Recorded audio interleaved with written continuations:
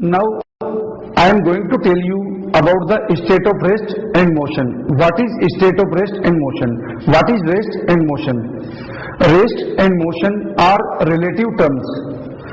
No object in this universe is in absolute state of rest and motion. If an object is in state of rest in one reference frame, then the same object may be in state of motion in another reference frame. Let's see over here.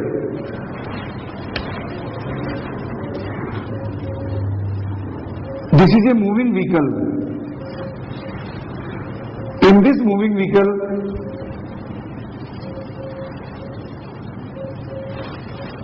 suppose this person Ram is a driver. This Ram is a driver and this passenger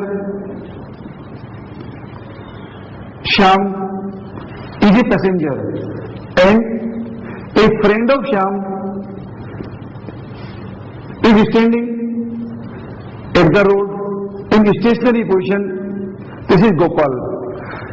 In this moving bus, what we are observing, since position of Shyam is every time is constant with respect to position of Ram, so Shyam is in state of rest in the reference frame of Ram, while at the same time position of Shyam is getting changed with the stationary observer standing at the road, that is Gopal.